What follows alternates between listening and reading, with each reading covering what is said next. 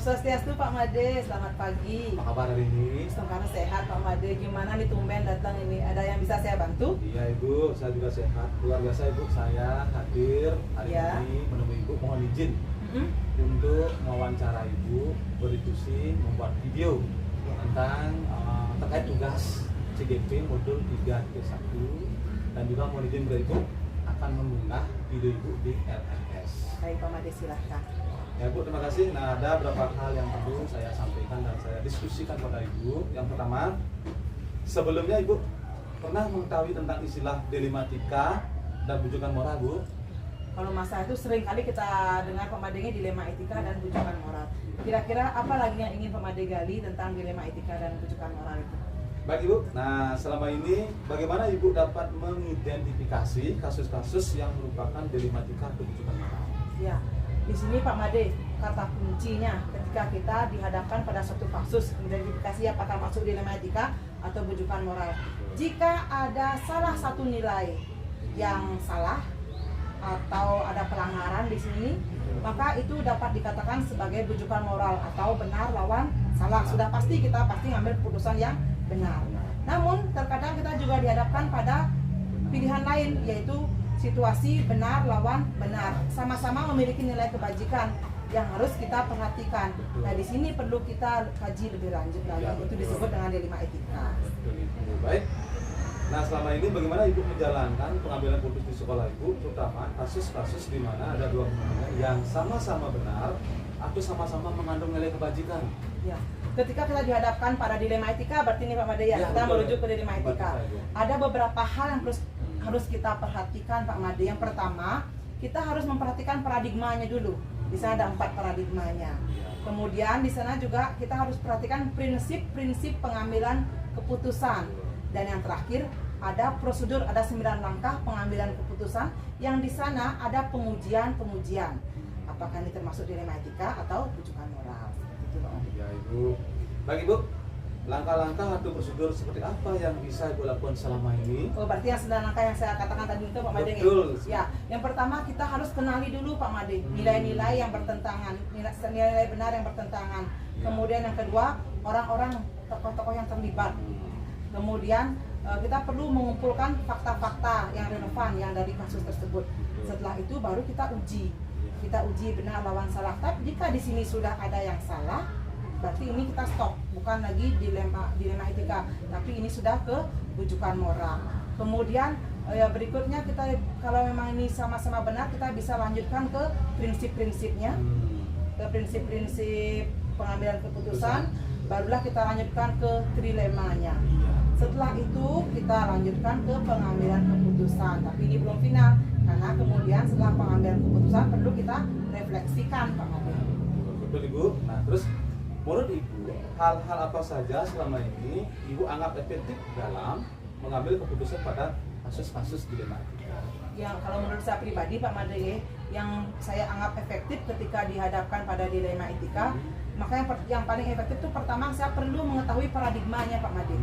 Apakah kan ada 4 paradigma? Apakah dia ini paradigmanya individu lawan kelompok, atau juga paradigmanya kebenaran lawan rasa kasihan, ada juga kesetiaan lawan kebenaran, dan lagi satu jangka pendek atau jangka panjangnya. Berarti itu harus dipahami ya. Iya, itu yang harus kita pahami masuk ke kategori yang mana ini. Iya, betul Ibu. Nah, terus menurut Ibu hal apa saja selama ini merupakan tantangan dalam pengambilan keputusan pada kasus-kasus dilema etika, Bu? Yang menjadi tantangan terberat bagi saya secara pribadi Pak Made, berdasarkan pengalaman saya, ketika saya dihadapkan paradigma keadilan lawan rasa kasihan, di mana di satu sisi kita di instansi kita harus berpihak pada murid, Ya, betul. tapi di sisi lain kita juga harus tunduk pada regulasi yang berlaku keadilan. Di satu sisi hati nurani, kasihan pada murid, di sisi lain ada regulasi yang harus diperhatikan. Maka di sana betul-betul kita harus perhatikan atau kita kaji lebih lanjut. Ya, Bu. Baik Ibu, apakah Ibu memiliki sebuah tata cara atau jadwal tertentu dalam sebuah penyelesaian kasus dilema etika? Apakah ada langsung menyelesaikan di tempat atau Ibu memiliki sebuah jadwal untuk menyelesaikannya? Terus bentuk atau prosedur seperti apa yang Ibu jalankan? Ya, Pak Made, ketika kita dihadapkan pada dilema etika, tentu saja tidak bisa kita langsung selesaikan di tempat. Karena ada beberapa hal-hal yang harus kita benar-benar perhatikan agar nantinya keputusan yang kita ambil memang betul-betul keputusan yang bertanggung jawab, betul-betul keputusan yang berpihak kepada murid. Maka dari itu perlu kita komunikasikan lebih lanjut. Ya betul Ibu, tetap solidaritas berkomunikasi pada. Ya, terjadwal, kita Ya, jadwalkan terjadwal, kapan ya. kita mau bertemu untuk bisa menyelesaikan permasalahan ini. Ya itu luar biasa. Terus adakah seorang atau faktor-faktor yang selama ini Ibu mempermudah atau membantu Ibu dalam pengambilan keputusan dalam kasus-kasus dilema etika? Ya, dalam hari kita bekerja di satuan pendidikan ya Pak Made ya, Ya, kita tidak bisa mengambil keputusan seorang diri. Karena ketika saya bilang benar, belum tentu teman lain juga sependapat. Ya. Ya, maka dari itu orang yang saya perlukan di sini adalah rekan-rekan guru dan staf rekan sejawat guna untuk pengambilan keputusan. Perlu saya komunikasikan lebih lanjut, perlu saya kaji-kaji nilai-nilai yang bertentangan di sini bersama dengan teman-teman guru di sekolah saya. Betul sekali Ibu. Nah terus, baik Ibu, dari semua hal yang tadi disampaikan, pembelajaran apa yang dapat Ibu petik dari pengalaman Ibu mengambil keputusan dilema etika? Ya, pelajaran yang dapat saya petik ketika dihadapkan pada dilema etika, Pak Made ya, Ya. ada nilai-nilai yang harus kita perhatikan di sini, yang perlu kita kaji. Tidak bisa menggunakan rasa atau pendapat dari satu belah pihak saja, perlu kita komunikasikan. Yang pertama seperti misalnya itu perlu kita cek 4 paradigma yang tadi saya sebutkan. Betul. Kemudian prinsip-prinsipnya, apakah ini end based learning atau berbasis hasil akhir yang kita mau, apakah berdasarkan regulasi atau rule based learning, Ya. atau rasa peduli atau care based learning. Barulah kemudian kita bisa lanjutkan ke 9 langkah prosedur pengambilan keputusan dan kita uji di sana. Baik Ibu, luar biasa hari ini apa yang Ibu sampaikan tentang dilema etika. Ya, Pak Made. Saya mengucapkan terima kasih banyak. Semoga dalam kasus-kasus yang menyangkut dilema etika di sekolah Ibu dapat selesaikan dengan baik, tentunya keberpihakan pada guru. Ya, karena itu memang tujuan kita bersama sekarang, menciptakan pembelajaran yang berpihak pada murid. Ya, kita sama-sama belajar Pak Made, karena untuk menerapkan 9 tahap ini diperlukan waktu lah untuk kita terbiasa menerapkannya. Terima kasih Ibu atas waktunya. Ya, sama-sama Pak Made. Salam Swastiastu Pak Made. Selamat pagi Bapak. Oke, selamat pagi. Apa kabar hari ini? Kabar hari ini baik-baik saja. Mungkin ada yang perlu Pak Made bicarakan hari ini. Ya, baik Bapak, saya juga dalam keadaan baik. Hari ini saya hadir di tempat Bapak mengambil waktunya, mohon izin untuk berdiskusi, wawancara, membuat video terkait dengan tugas modul 3.1. Dan juga nanti Bapak mohon izin video itu saya akan unggah di LMS. Silakan Pak Made. Baik Bapak, ada beberapa hal yang perlu saya diskusikan dan tanyakan kepada Bapak. Yang pertama, sebelumnya Bapak pernah mengetahui tentang istilah dilema etika atau dilema moral Pak? Kalau masalah rujukan moral, rasanya saya pernah mendengar. Hanya saja untuk masalah dilema etika, saya kurang paham masalah itu. Mungkin Pak Made bisa menjelaskan sedikit tentang itu. Baik Bapak, nah dilema etika tentunya di sini kita dihadapkan dua permasalahan, yaitu benar dengan benar. Ketika permasalahan benar dengan benar kita hadapan, kita menjadi dilema. Tentunya harus ada pilihan yang wajib kita lakukan ketika masalah tersebut atau kasus yang kita alami, tentunya berpihak pada siswa dengan nilai dari kebajikan bersama. Nah, termasuk dilema etika tersebut ada beberapa yang harus hal yang penting kita perhatikan, seperti ada 4 paradigma, ada 3 prinsip dan 9 langkah. Nah, sedangkan kalau apa yang Pak katakan tadi tentang rujukan moral memang benar, yang namanya merujuk pasti ada benar dan salah, tapi belum tentu salah dan benar. Tentunya ini harus kita benar-benar. Seperti itu Bapak. Ya, terima kasih atas penjelasannya Pak Made. Ya baik Bapak. Nah yang selanjutnya, selama ini bagaimana Bapak dapat mengidentifikasi kasus-kasus yang merupakan dilema etika atau rujukan moral? Jadi seperti yang saya ketahui sebelumnya tentang rujukan moral, tentu saja kan antara benar dan salah. Jadi saya pasti akan berpegang teguh dengan aturan-aturan yang berlaku. Saya akan melihat ke aturannya, ke hukumnya, apakah ini bertentangan atau tidak. Jadi saya bisa memutuskan ini masalahnya tuntutan moral ataupun dilema etika. Nah, jika kasus itu termasuk dilema etika, berarti ini kan antara benar dan benar. Jadi yang kalau kita putuskan ini juga benar, putuskan ini juga benar. Hanya saja kita harus memilih antara itu mana yang lebih menguntungkan untuk siswa kita, seperti itu jika kasus itu terjadi di sekolah. Jadi itu antara pertentangan antara benar melawan benar yang ada dalam perasaan kita sendiri. Terus kali Bapak, nah selanjutnya selama ini bagaimana Bapak menjalankan pengambilan keputusan sekolah Bapak, terutama untuk kasus-kasus di mana dua kepentingan yang sama-sama benar atau sama-sama mengandung nilai kebajikan. Ya. Jadi ini kan termasuk kasus dilema etika ya. Ya betul Pak. Jadi karena benar melawan benar. Ini memang sedikit kita emang sulit untuk memutuskan hal-hal seperti ini.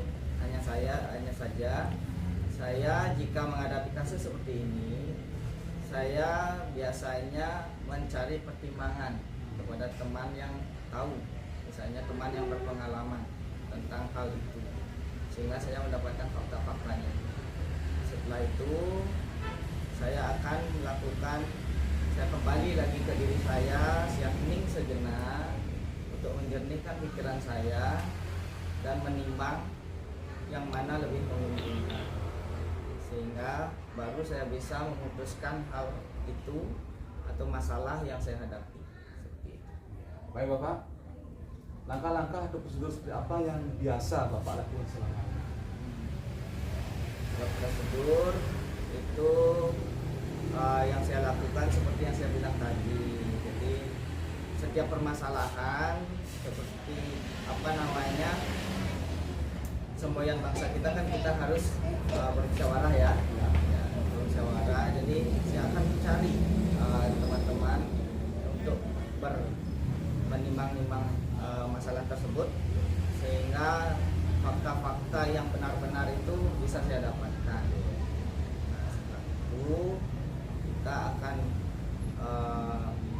mencari lagi teman yang lain untuk mungkin masalah ini ada solusi yang lain mungkin di antara teman-teman kita itu. Nah, setelah itu baru saya akan kembali ke diri saya, bertanya kepada diri lagi, kemudian hening sejenak, menenangkan pikiran saya, kemudian baru saya memutuskan sesuatu tersebut. Baik Bapak, nah menurut Bapak hal-hal apa saja yang selama ini Bapak anggap efektif dalam pengambilan keputusan pada kasus-kasus dilema etika? Jadi yang paling efektif itu kita tidak boleh sendiri. Jadi kita harus mendapatkan pertimbangan dari orang lain. Seperti pepatah, dua kepala lebih baik daripada satu kepala. Yang kedua, kita harus menenangkan pikiran. Jadi seperti air yang keruh, kita harus tenangkan dulu. Setelah jernih, baru kita putuskan. Baik Bapak, nah menurut Bapak hal-hal apa saja yang selama ini merupakan tantangan dalam pengambilan keputusan pada kasus-kasus dilema etika? Ini kasus dilema etika ini memang tantangannya berada pada perasaan kita sendiri. Ini di dalam hati biasanya itu akan terjadi pertentangan yang sangat sulit kita putuskan, sehingga kita perlu orang lain untuk mendapatkan pertimbangan-pertimbangan, mendapatkan fakta-fakta, sehingga kita bisa memutuskan hal tersebut dengan baik. Yang kedua, tetap kembali lagi ke diri untuk mendapatkan kejernihan pikiran. Kita tenang, kita lakukan rileks dulu untuk diri kita sendiri, menangkan pikiran, baru putuskan. Saya rasa itu akan mendapatkan keputusan yang terbaik. Seperti itu. Baik Bapak, apakah Bapak memiliki sebuah tata cara atau langsung menyelesaikan di tempat, atau memiliki sebuah jadwal untuk menyelesaikannya? Bentuk atau prosedur seperti apa yang Bapak jalankan? Jika terjadi masalah masalah itu kan biasanya datangnya secara tiba-tiba. Jadi jika masalah tersebut merupakan rujukan moral, jadi ini kan tantangannya adalah antara benar dan salah. Jadi saya bisa berpegang teguh kepada aturan hukum, jadi saya bisa langsung memutuskan itu. Yang bermasalah adalah jika ini termasuk dilema etika.